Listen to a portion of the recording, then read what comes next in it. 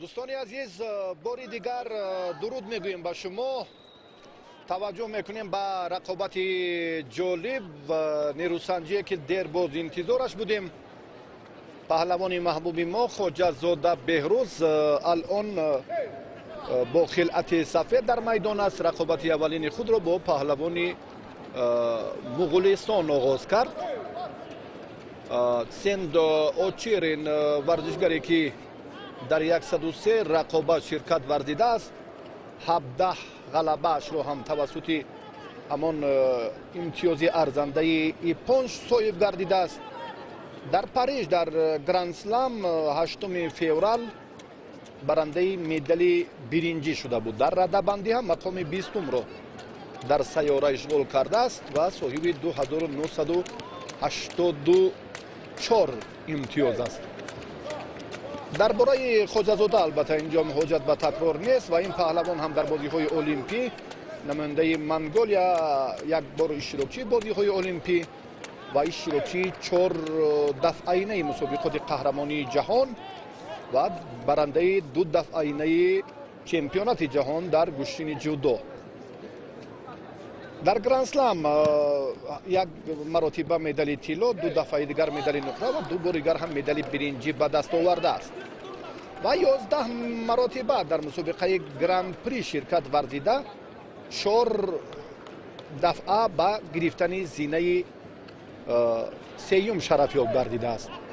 بسیار هم به جوانی خود نگاه نکرده نتیجه های شایان و ارزنده نصیبش گشته است. خواجه‌زاده بهروز حالا امکان دارد که باز هم از همان عملهای غیریادی خود کار برد. بالا داشتن بسیار هم مفید است برای او.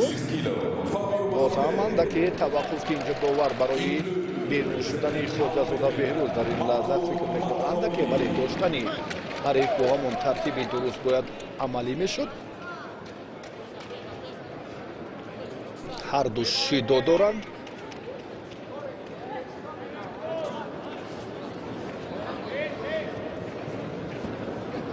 پهلوان ما هم در چمپیونات جهان چون 3 مرتبه شرکت ورزیده است. در میان استادان در مسابقات با نفوذترین جودو هم یک دفعه، 4 و 9 مرتبه در مسابقه گرند اسلم و در یکاترینبورگ هم برنده مدال برنجی گرند اسلم شده بود. این ترتیب، این طرزی که البته دست رو ناداشته حرکت کردن اندکی باز خوفی بیشتری رو برای پهلوانی ما با وجود میارد.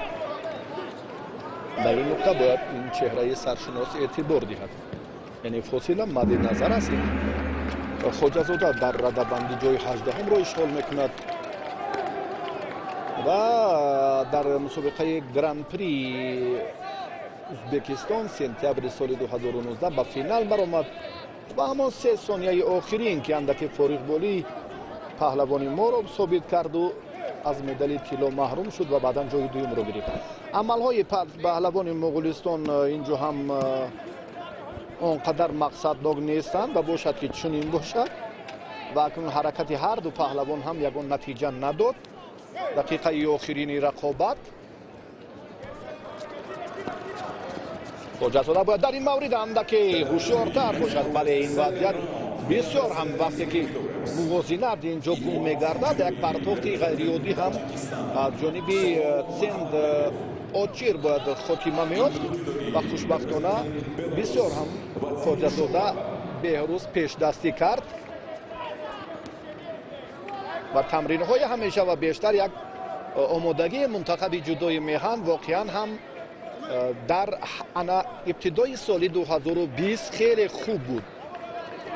شروع از مسابقه گراند پری تل اویو و بعدا هم باز به پاریژ سفربر شدند و بیش از یک ماه همون تمرین ها را در بیرون از تاجیکستان منتخب جودوی مملکت پس سر کردند.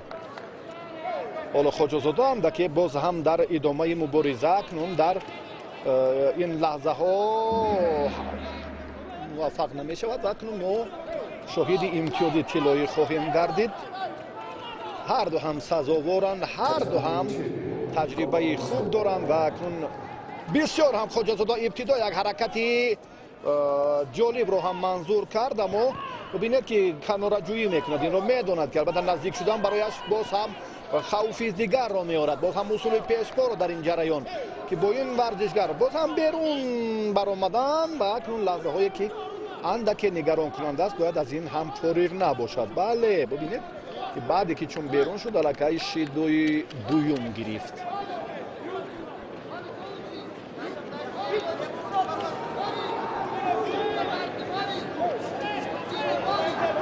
با یک اصول جالبه که در چمپیونات جهان البته چون با این پهلوان هم یک پیروزی غیرعادی رو هم خواجه‌زاده به دست آورده بود، اما اینجا وزری رو از دست داده. امتیاز طلایی در دقیقه اول از دست رفت و بهروز در این دیدار نتوانست که حریفی که تسلیمش کرده بود در این رقابت مقاومتی باز هم زیاد نشان دهد و دست بالا گردد. با همین ترتیب در وقت اضافه از امتیاز طلایی خواجه‌زاده محروم شد و پهلوان مغول به دور بعدی برآمد.